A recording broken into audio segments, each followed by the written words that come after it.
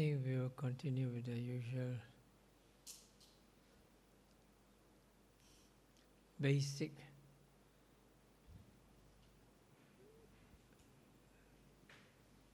talks on basic meditation, vipassana meditation.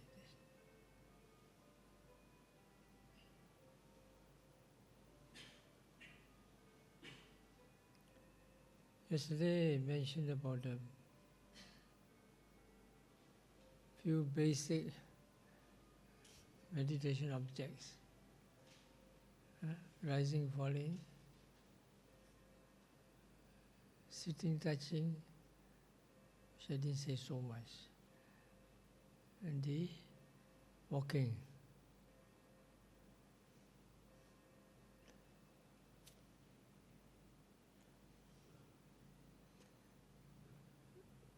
This morning, in the guided meditation, I gave you an idea of what we mean by sitting, touching. Sitting, touching. Means you relax the body and feel the bodily sensations.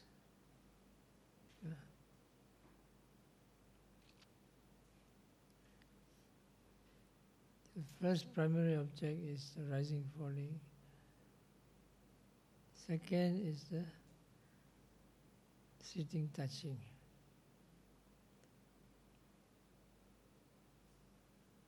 And the third is the pain.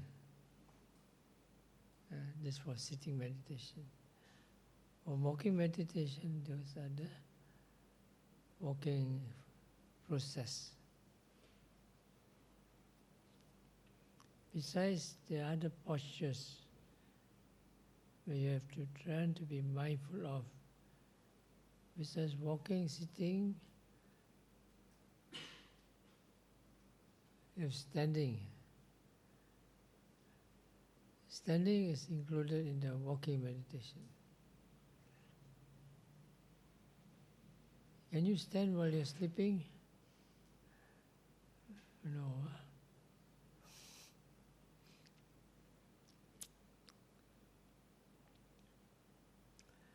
So the lying down is the other posture. 4 main postures. Sitting, walking, standing, and lying down. Reclining. Reclining is only when you intend to sleep or when you are sick.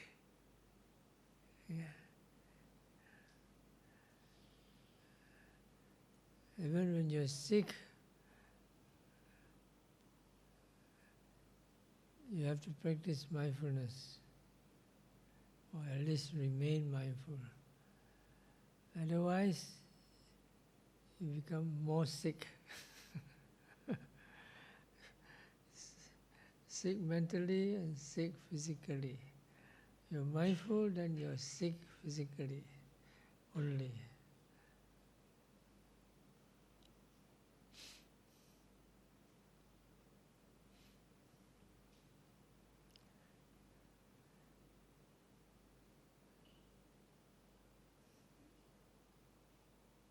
So when we practice meditation, vipassana meditation,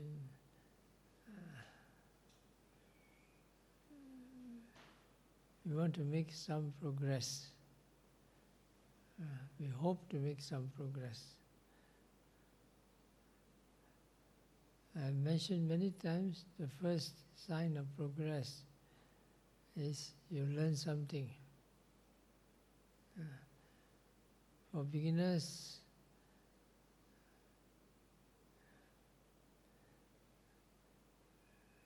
what do you learn? Learn better how to control your mind so that you don't suffer so much, so that you become a better person, and so that you can be more happy and finally act as a base for higher consciousness. That is concentration and insight, which equates to a better form of happiness.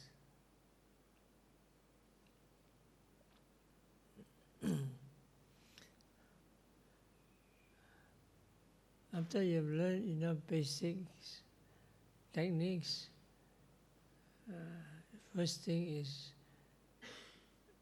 the other sign of progress is right concentration develops. Not wrong concentration. Wrong concentration means you are worse than useless, worse than nothing. Better for you to go and sleep.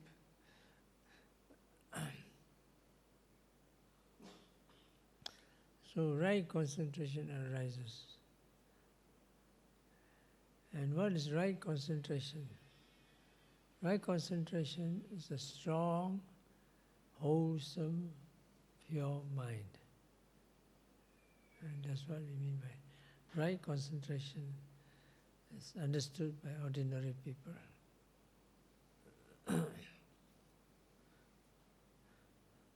Usually people want concentration, think of concentration as the mind very powerful and you can stick to the object and doesn't go, doesn't let go. The Chinese say what? 死都不放.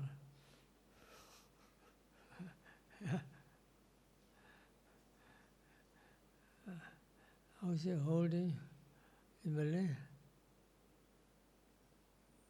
What's it? How is it hold, to hold or to cling in Malay? Ah, pegang ah, genggam.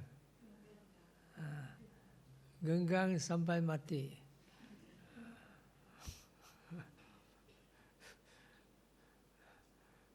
Which is more like wrong concentration, craving. Right concentration is holding it strongly with mindfulness. The main thing is mindfulness that makes it right. Otherwise, without mindfulness, you end up with wrong concentration, which is worse than nothing, which is strong bad karma, which is a kind of gila, madness.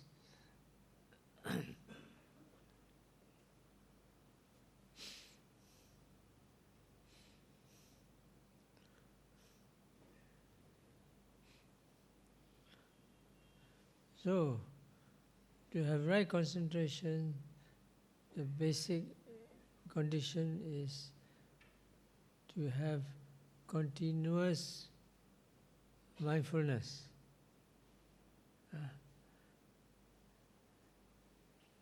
When you have continuous mindfulness, that means the mindfulness becomes of pure mind, the clarity of mind becomes stronger and stronger.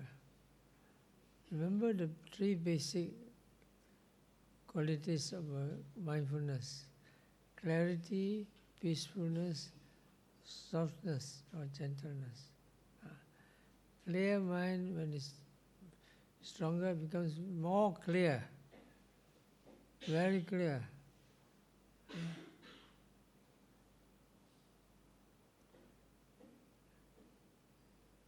Right concentration, pure mind becomes better. That means it's more and more peaceful, very peaceful. Yeah.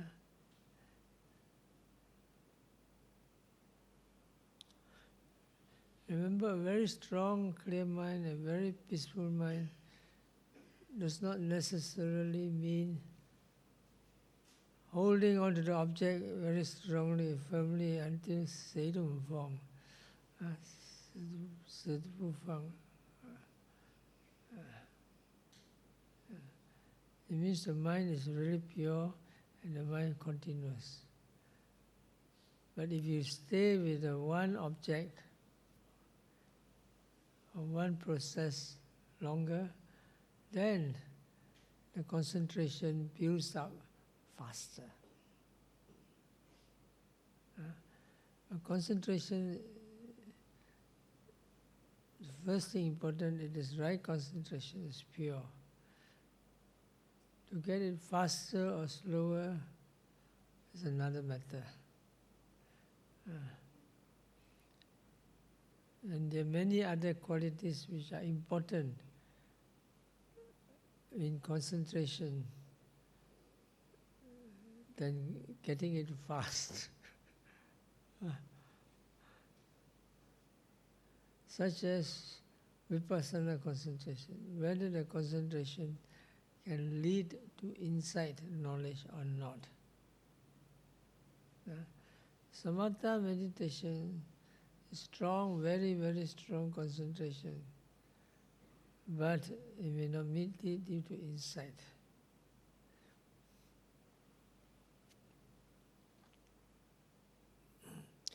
So the point I want to emphasize is continuity of mindfulness.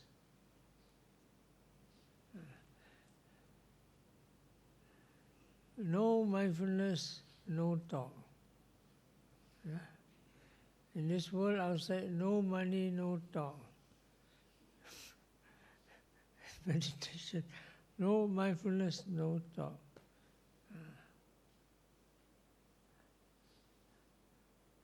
No continuous mindfulness, no right concentration.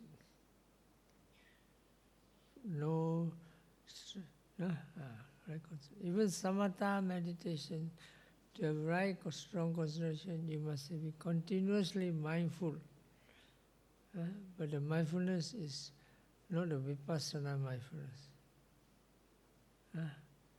Please remember, no mindfulness, no thought. No continuous mindfulness, no right concentration. These are simple metaphysical meditation laws. So how do you keep a continuous mindfulness? First, you must be mindful. To be mindful, you must know what is mindfulness. Otherwise, you're mindful, you're not mindful, or you don't know you're mindful. So you must know what is mindfulness. Is mind clear? No, my mind is not clear. There is no mindfulness. Mind is clear? I think so. You're also not sure. Tap. Questionable, suspicious. Are you mindful? Yes, my mind is very clear, my mind is peaceful. No doubt about it. Okay, you're mindful. Now mindful, you must know mindful, you must have to make the mindfulness continuous. That's why we are telling you about the practice of continuous mindfulness using the rising, falling, the walking meditation, and the bodily sensations. You show you're mindful and you're following your meditation objects continuously, mindfully, then your mindfulness is continuous. And it's a matter of time, right concentration develops. It's a matter of time, depending on other conditions. What are the other conditions? One, you must have faith and willpower,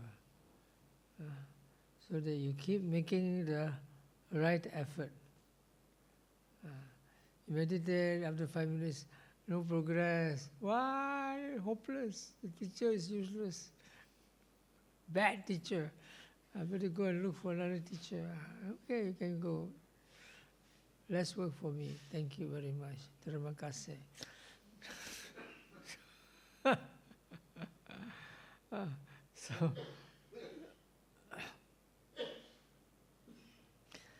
So you must try at least something, you know.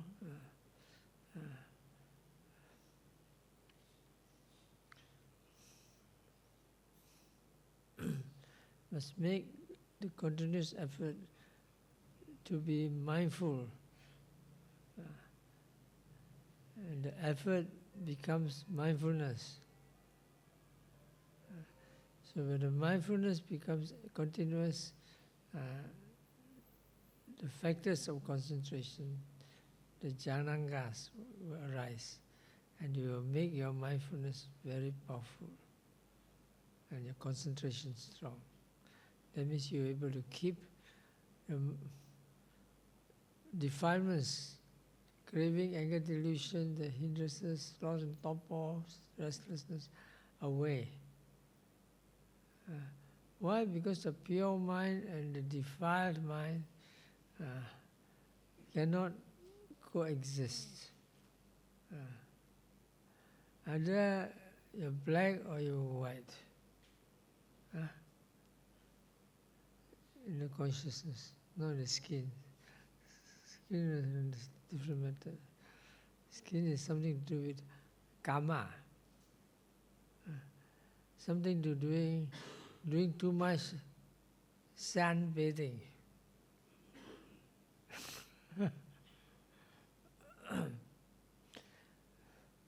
So this mental clarity and mental obscurity.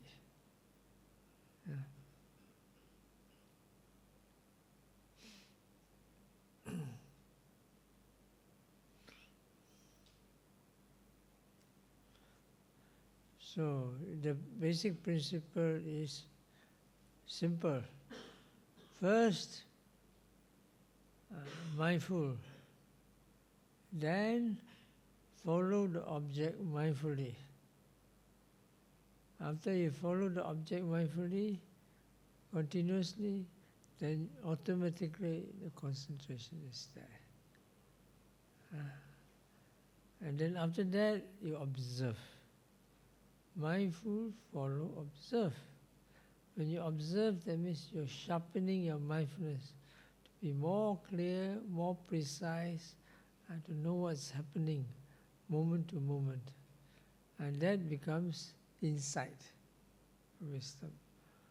So the three things are there: mindfulness, right concentration, and insight.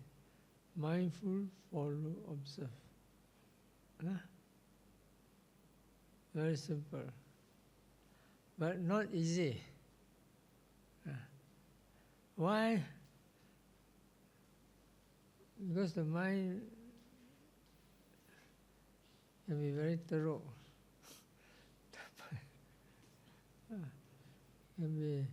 Depends on your past. How much defilements have you accumulated? What you were in your past life. That one, there's nothing you can do about it now. It's already been done. Okay?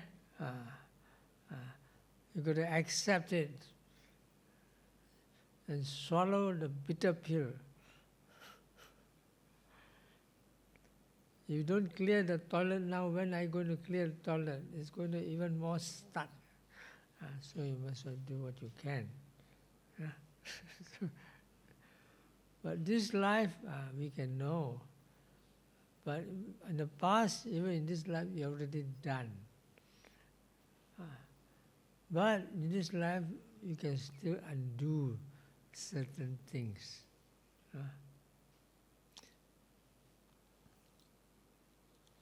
For example, you can clear your bad habits. Bad habits have ingrained for a long time. Difficult. There's a very strong force inside you. For example, people who are chain smokers, very difficult. They say, I don't want to smoke, but normally the cigarette will come to my hands automatically. It seems the cigarette or legs can walk and jump into his hands, no? Like that. So a bit. on a more realistic basis. People say, meditate, meditate. One day I think too much. I said, I told you, you've been thinking all your life. Can't you stop thinking? Just stop thinking. Cannot, the mind just wants to think. Why? Because habitual, because obsessive thinker. People, there are obsessive thinkers in the world. They cannot stop thinking.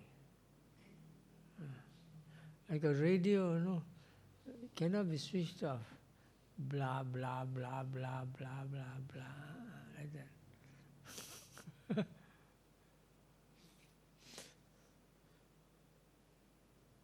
Can you stop your thinking, Yang Wei-chan?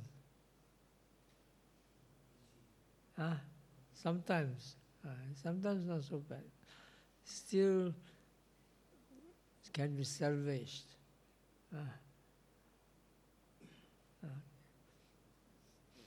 But some people cannot. The moment they wake up, they think until very difficult for them to sleep. Then they sleep. Finally, they have to take sleeping pill or something like that. Then they sleep.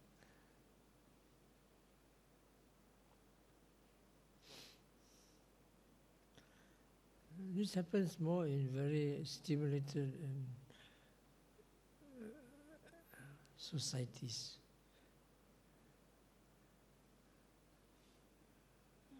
One day when I was in Netherlands, I was very tired. I wanted to sleep. I couldn't sleep, so I wanted to buy some melatonin to help me to sleep. I just want a few pills, 2 or 3 pills, 5 pills. The lady took me a big box. Boom. I said, I only want a few. Sikit saja saya mau. No, we sell it by the boxes.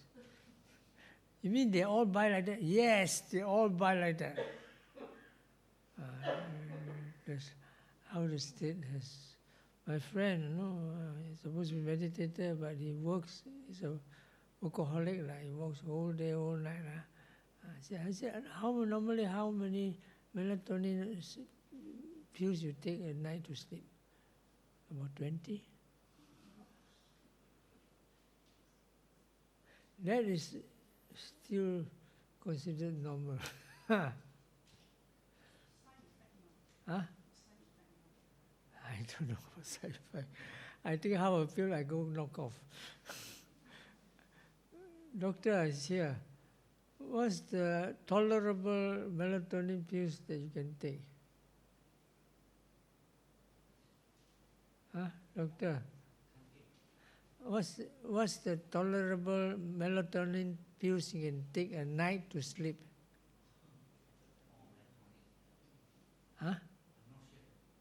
Not sure. Here they don't sell melatonin. You cannot get around the counter. They keep some underneath, a few small pills inside. You are okay, give you. Singapore they sell. You ask you, go to Singapore to get.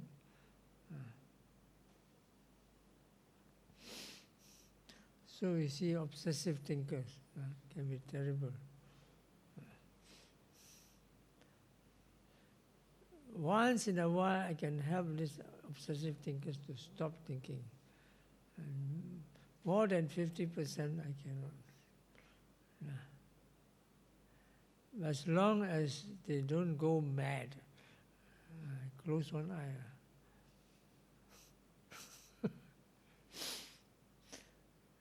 Usually, after 1 or 2 times, I cannot help them. I tell them, don't come to my retreat. Go elsewhere to seek help.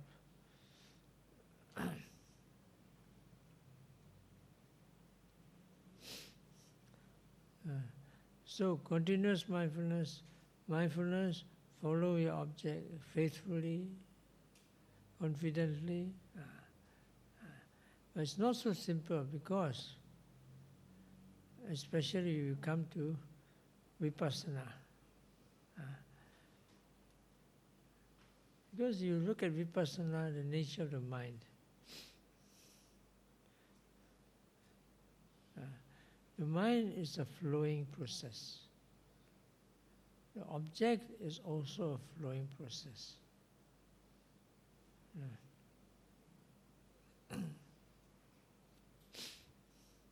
Normally we understand concentration as just hold on to object, follow object, don't go right or left, up, down, center, just follow, stick to it.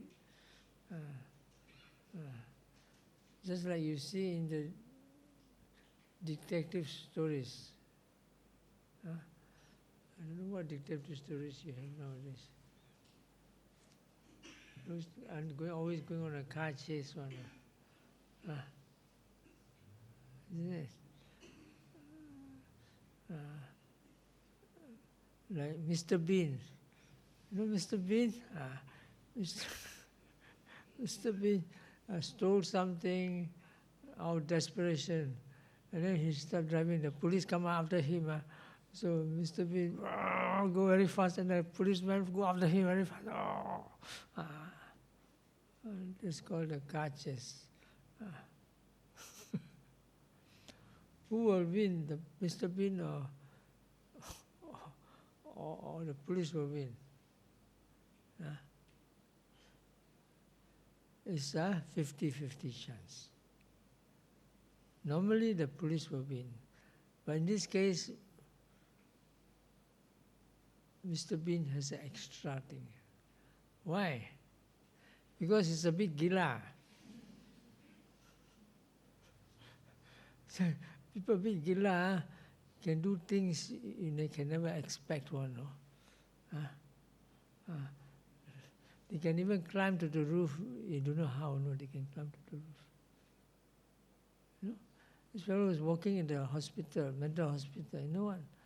On and off, this mad fellow will climb up to the top of the roof. No? They don't know how he climb up.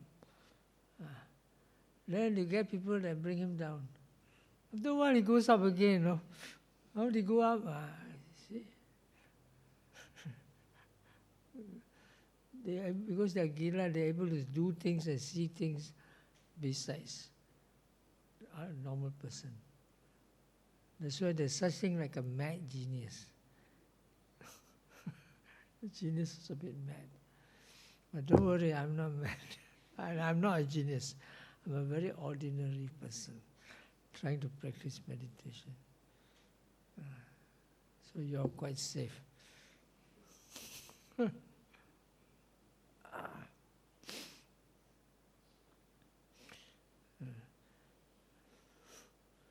So, you try to follow object. You cannot follow why? Number one, your bad habit. In the Dhamma, we say the 5 hindrances. Sensual desire. You miss your coffee la, you miss your char kway teow la, you miss your what la. Sensual desires. Because meditation very difficult, so much pain. You think of all the sensual pleasures. Second, ill will, anger. Anger, there's so many things you're not happy with. You're not happy with the pain. You're not happy with other things that in your mind. Bad incidents come in your mind. You think of all the bad things. Anger. Sloth and torpor. Sleepiness, tiredness, laziness, all those. Restless and worry, the mind too active, wanting to do so many things, running about, and skeptical doubts, not sure what to do, don't know how to practice. So 5 hindrances. Please come and disturb your mindfulness and concentration. So when you come, you must quickly catch.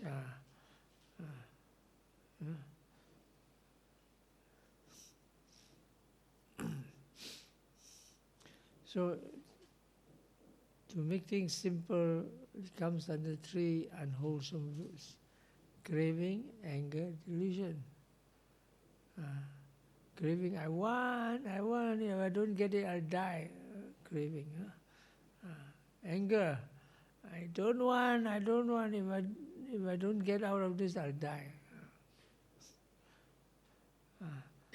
Skeptical doubts, don't know what to do. Hong Kong. So, 3 unwholesome roots. When you catch it, aha, craving, anger, release. Then you change it back to mindfulness. The other one is you know it by two ways. In the beginning, either you're sleepy or you're thinking. Sleepy is lost in torpor, the dull mind. And thinking is the restless mind. These two. So when you see, why I'm not meditating? Because I'm thinking too much. My mind is kong, blur, dull, I want to sleep. One of this. So what do? You have to bring back a mindfulness. Mindfulness, where are you? Come back. Yeah? Does it work? Sometimes it works. Beginner, it doesn't very much. Because the mindfulness doesn't know who is calling him, what his name is called, he just gets lost. So what do? When your mind is thinking too much, restless, tell yourself, as you say thinking, you try to calm down.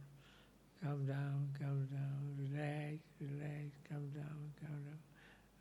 Then after that, you're not thinking go away. The other way is when you're dull and sleepy. Wake up! Wake up! You cannot wake up, you put your head on your face.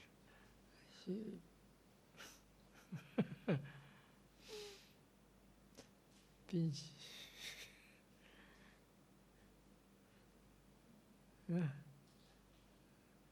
This is one of the methods, no? Not so bad that you get blue, black, not so bad. So talk about pulling the ears, no? Pinch, don't pull too hard. Once I was mentioning this, no? Somebody said, cannot pull the ears. I said, why? Because the sensei said you pull your ears too hard, you get injury. It seems like there's some kind of pressure point. You don't pull your ears so hard, just pinch a bit until you wake up. No. Can't be that bad. No, remember when you were in school days,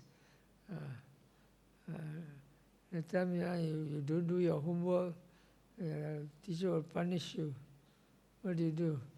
Pull it down. Okay, sit up 10 times. Huh?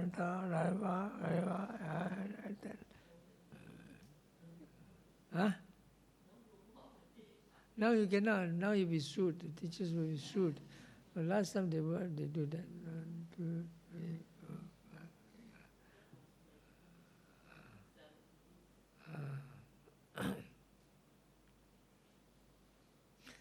It's not so bad, no. You get a lot of exercise.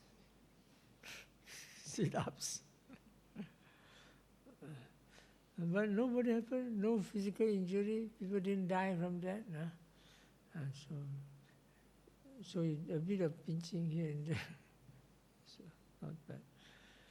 In any case, you try to sit until the pain comes. When the pain comes, you should wake up. These are desperate methods. So many methods you read about. No? One way is to meditate where there's a bright light. Because when sleepy, you want to sleep, everything becomes dark. You're in a place where there's bright light, you tend to be more awake. Light, objective conditioning.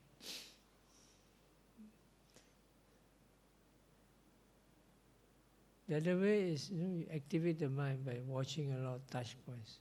Make the mind jalan. Sitting, touching. That also works. But the most effective one, I find, is the direct method. When sleepy, wash the sleepiness. When restless, wash the restlessness, the unsettled mind. not follow the thinking. You follow the thinking, you will never stop. You watch the restless mind, the mind not satisfied. Calm down, as you say, calm down, watch the restless mind. Like a small boy crying, I want to do my homework. You pay on the back, never mind, okay, slowly. Calm down, I give you some sweets. What you want? You want some chocolate? I give you some chocolate. Relax. No? But you watch to keep hold of the restlessness and calm it down. When you're able to see the restlessness is suffering, then you let go. The other one is the sloth. Sloth is down, sleepy, you cannot open your eyes. You sit until your head touches the floor, and you kowtow, talk, and that must be very bad. You better go and sleep. Sleep enough, get up, do walking. Otherwise, if you can, wash the sleepiness. When you're feeling sleepy, watch how you fall asleep. Lie low. It's like a cloud, no? Like a thief. Ding, ding, ding, ding, ding. Lie, sleepy. And then he goes back. Brighten up. Ding, ding, ding, ding. Sleepy. Is it tug of war? But if you're persistent enough, then suddenly the mind brightens up. Especially you see the sleepiness like a cloud, a black cloud. The black cloud will disperse, and then you're no longer sleepy. Once you catch that, you won't have much problem with sleepiness or restlessness, because you catch it at the bud, nip it at the bud.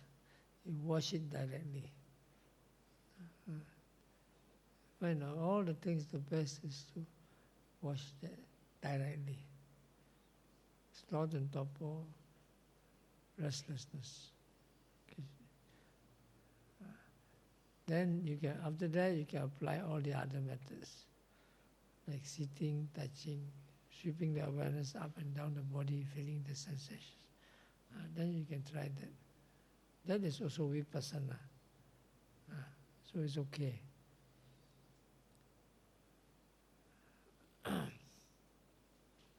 Other than that, you may employ certain samatha method, like sleepiness is the light, perception of light. Restlessness would be something peaceful and calming, like the breath or your chanting to help the mind not run all over the place. Once you're calmed down, then go back to your vipassana object. Very simple procedures. But important is you must learn to catch it quickly. Don't wait until you really fall asleep. You really fall asleep, the best way is to get up and do fast walking. Like my Thai teachers advise. What happened? I'm sleepy, Achan. Do fast walking. Then I'm thinking too much. What do you do? Fast walking. It works. You do fast, right. Then you don't know just what you think. When sleepy, you look fast, your mind becomes activated. Otherwise you fall down. It works. Fast walking.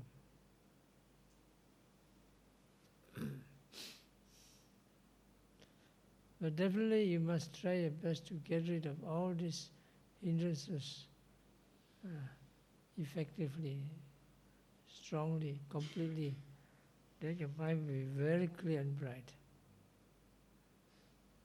and continuous. Then you have continuous mindfulness. Then it's about getting a concentration stronger, longer.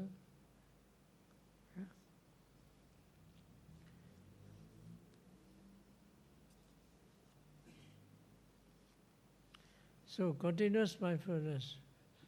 First, you have a good grasp of the basic techniques.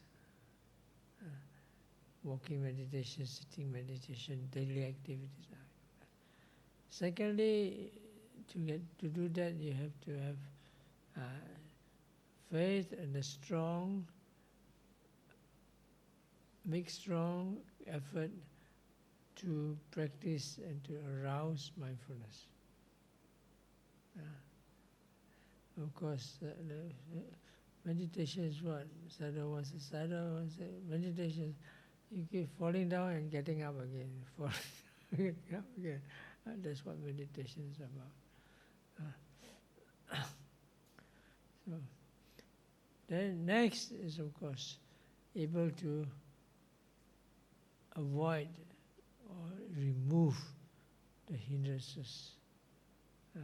Sloth and torpor, sleepiness, restlessness. These are the two main ones. The craving and anger, skeptical doubts, which are stronger, comes under restlessness. When it becomes strong, then you have to catch it as a mental state. Craving, anger, or skeptical doubts. Once you catch them and you replace them with mindfulness, then it goes off. How effective this is depends on your practice. Avoiding, overcoming the hindrances, and of course also getting to know and overcoming the obstacles. I mean, different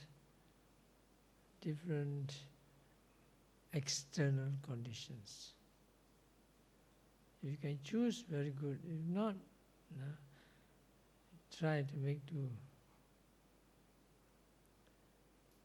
Then the next factor comes in, is mindfulness, clear comprehension. In this category, the mindfulness of intention plays a big part. That means before every action, usually there is an intention. Intention to walk, intention to sit, intention to take a drink, intention to go and sleep, intention to makan, intention to go to the toilet. All this, the intention must arise first, then the action that follows. You remember to watch these intentions as often as you can. Because you are not aware of these intentions, that means you start doing things without knowing when you're doing things, why you're doing things. No? Because once you know the intention, you know why, and you know whether it's suitable or not. This is important, to make sure your mindfulness is continuous. No? Like for example, I want to take a drink. Why do you want to take a drink? Because you're thirsty? Sometimes not thirsty. You just don't want to do walking meditation anymore. You just want to do something else. The intention is not pure. It's trying to elak, kerja. A lot of people, they go to tea time, they all go to tea, so they don't have to work.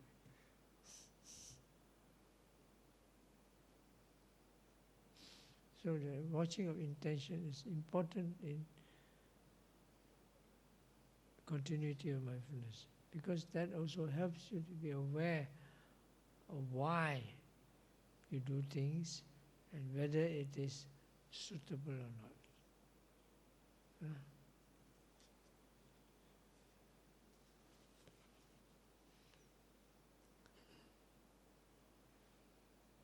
And then finally, this thing we'll talk about later, is the balancing of faculties.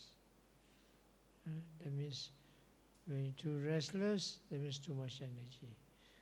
When too it starts becoming sleepy but very calm. Not much, not when you're feeling sleepy, that means not enough energy. But when you become very calm but static, then when the concentration is excessive. But for the beginners, it's not so much of concentration. You don't have much anyway. So what is important to them is to make the right effort. That means with the right amount of energy. They push too hard, they get tension, they relax so much, they fall asleep. So mindfulness is best when works best when it's balanced. The energy and the sloth and torpor is balanced, and the concentration faculties are balanced.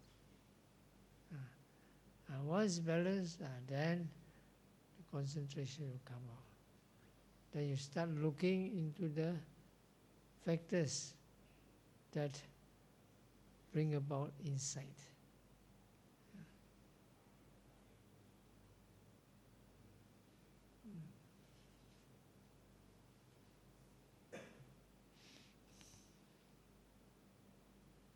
So, this is what they call development of right concentration, which comes about through continuous mindfulness.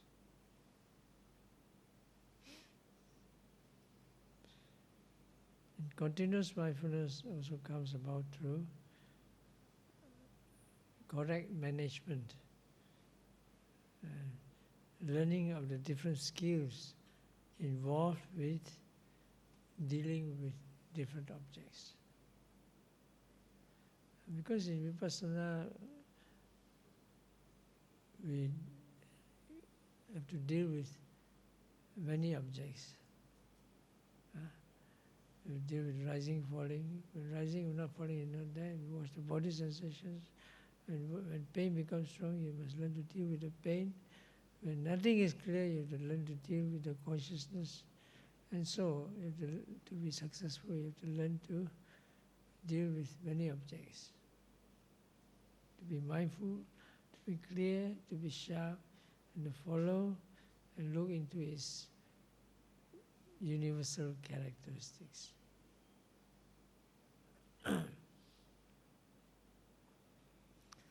So yesterday we talked a bit about the basic rising, falling. Since we have time, we talk about the sitting and touching. This is very important, but often not explained to beginners. When I first started meditating, they give about sitting, you're just not sitting, touching, when you can't get rising, falling. For me, not much of a problem, because I can get my rising, falling, no problem. Ask me to watch rising, falling? Yes, I watch rising, falling, no problem. Why? Because I had a very simple mind. During the time I was very innocent, and the Chinese say, "Ya zao ya yi zao yi," you know. 1 is 1, 2 is 2, no 3. When ask me to touch my nose, I touch my nose like that. I don't go around. The one they say, only funny people do that. Snakes. So for me, no problem. But when I started teaching meditation, different. Because not many people are so simple. When I ask them to watch rising, falling, they say, "No rising, falling, I cannot get rising, falling." How? Watch rising, falling. They use so much effort to watch the rising, falling, and then the head go bust. Difficult. So there are all the skills of developing how to watch different objects. So sitting, touching is very important, because if you cannot get your rising, falling, what do you watch? You watch your bodily sensations. Some people say, you watch your consciousness. Very easy. You cannot catch a pig, you want to catch a mosquito. So you're trying to follow the consciousness, like trying to catch the wind. Suyan, is it? Which is easier to catch, a pig or the wind? Why?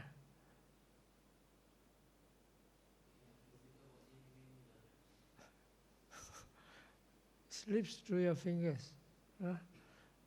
Too subtle, too fine. So, sitting, touching means your body. Can you feel your body? I cannot feel my body. That means you must be dead. You come and say, pinch, got body or not? Yeah, got pain. That means you can feel. You just don't know what to watch. Some people are mahmut one, no? Some people are a bit numb one, no? You see them in the face like that, no? There's a wall around them. One reason is maybe because they are too dull.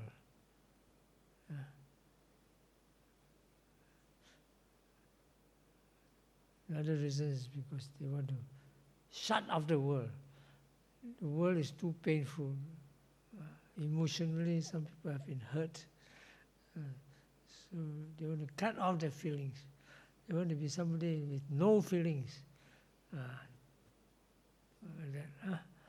So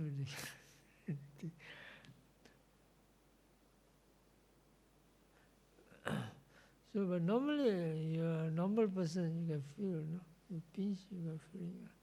And so you feel your body sensations. When you're not sitting, touching, it means that the sensations that are distributed throughout the body.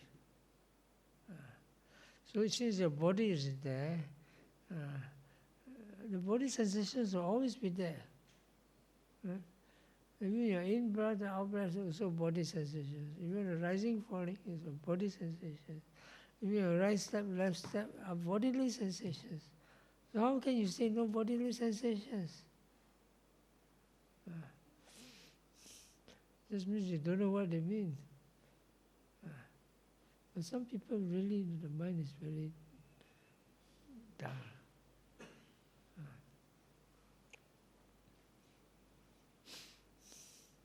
And so that's what we did try to do this morning. You relax. When you're tense, you cannot feel anything except the tension. You relax, up and down, deep relaxation. And then finally, you try to sense. Which is more sensitive? Your fingertips are sensitive. You feel the sensitive fingertips. Extend the sensitivity to the palms, and then to the legs, then to the buttocks, and to the whole body. When you can shift your awareness up and down the body, and you can feel the sensations, and then you have your object of meditation. You can follow the sensations. Of course, you can do it systematically from top to bottom, or right hand, left hand, right leg, left leg, buttocks, in a certain system. If you follow a certain system, then the mind won't be confused. You just be very sporadic, or you can do it very, what's the word for it? Random. And then sometimes here, sometimes there, everywhere, the mind also gets very scattered. I do it in a systematic way, the mind follows the system, and then it builds up naturally, quicker. So that at times you don't have rising, falling, you sweep the awareness through the body, feel the sensations. Normally you watch the main sensation which is strongest. When the strongest sensations is not there, you get a second strong. So at the beginning you don't feel much sensation, you shift the awareness up and down the body, and then you feel as much sensations as you can. When you feel as much sensations as you can, then you know which sensation, where is strongest. Usually it's the hands or the buttocks. Sometimes the face. I usually recommend the hands or the buttocks or the touch points.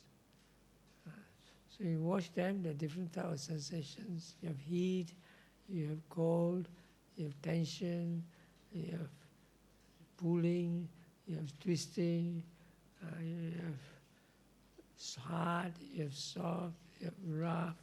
All these different sensations, the different touch points. Yeah. Normally we say sitting, touching, there are two things. Touching means at the surface, the sensations at the surface of the body. Okay, touching. Yeah. Sitting refers to the internal sensation. Yeah. The muscular sensations, they come with the internal systems, like the muscles and the bones. Or even the intestine, inside your internal organs, the sensations inside. That refers to all that. So you have internal sensations, external sensations. You cover everything. Huh? Don't tell me you don't have sensations. You tell me you don't have sensations, you come, I show you.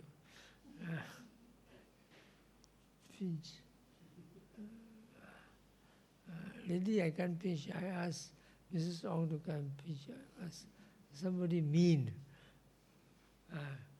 Somebody who somebody with very strong fingers. Pinch her.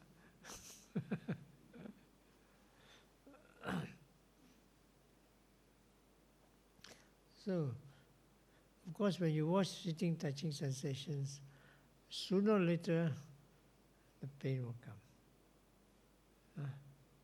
And so all you have to do is switch on, hop on board the ship of pain.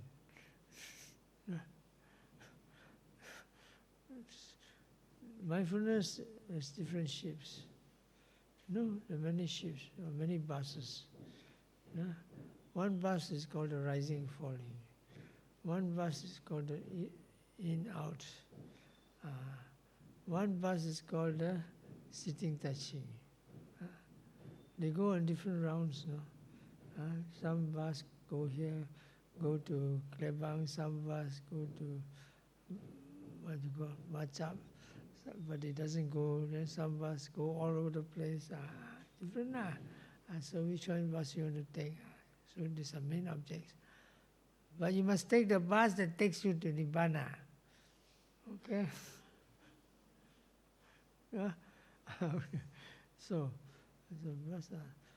after a while, the bus, some bus you take doesn't have to stop. Driver sit up and driver sleepy. I cannot drive anymore. I'm so sleepy. If I drive on, I sure get accident. So you stop the car. So you wait for him to quack there. So, but I got to catch my aeroplane, train. No? I cannot wait until you wake up. So what do you do? The next bus, train that comes, you hop on board. So the next bus, what? The title there is called pain. Yeah? Okay. You want to reach the airport faster, Nibbana faster or not? If you say yes, okay. Hop on board the bus called pain. If you said, I'm not in a hurry. Okay, you sit there and wait until the cows come home.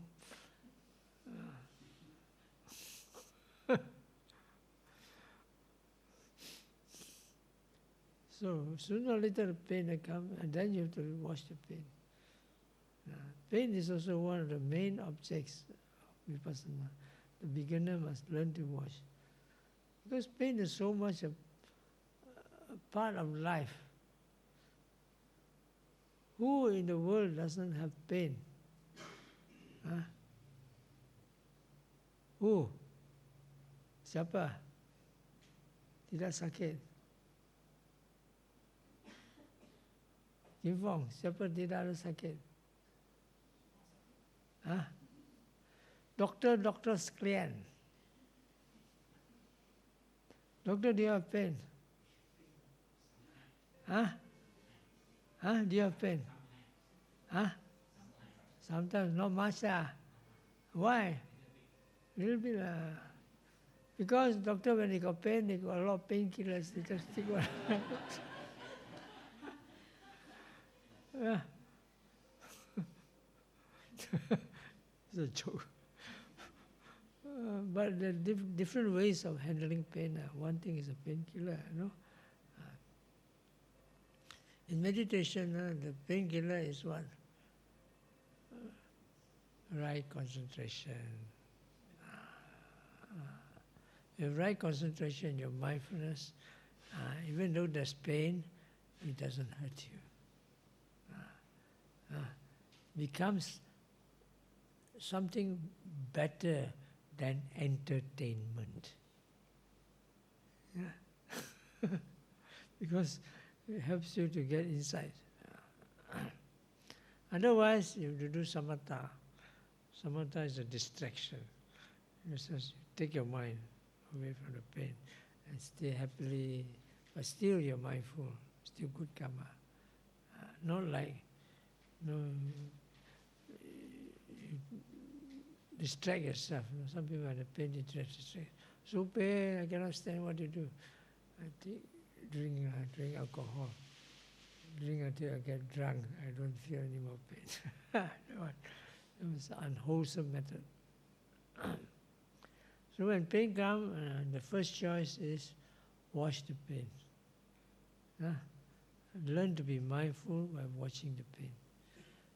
If you learn to be watching the pain is a very good vipassana object. The dukkha, anicca, anatta is very strong. So it's the fast bus to Nibbana. When you fast, doesn't mean you get it in one day. Maybe a few years. So if you can learn to watch pain, very good. You learn a lot of things from the pain. And next time the pain comes, you won't be disturbed. Usually pain is not so bad. It is the anger which is bad.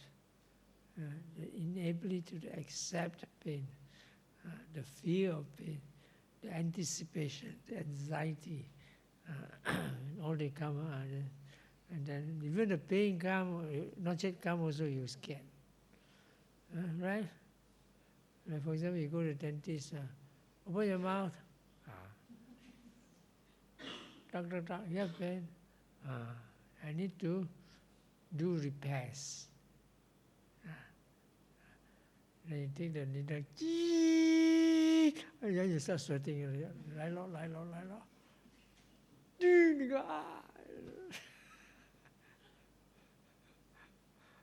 Actually, the fear, what makes it worse? It hasn't touched you yet. You're already in a trauma. So you're really mindful, peaceful, calm. Like that. Pain is like that to me.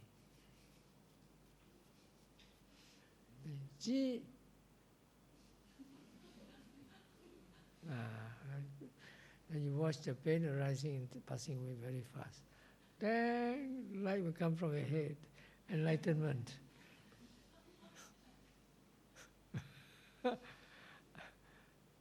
There's something to do with that. A lot of people know in the suttas, they get enlightened by watching pain.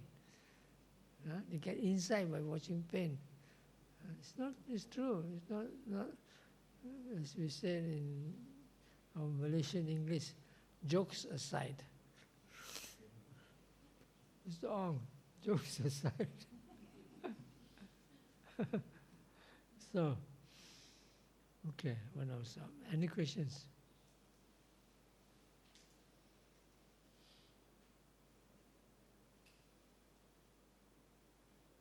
So you know you have the main points of continuity of mindfulness. Right?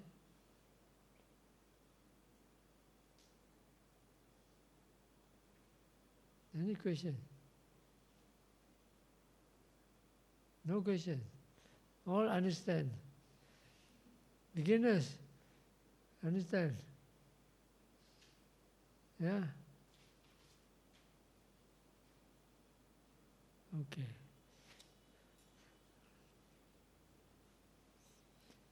Come back 9:30, or Sammetta.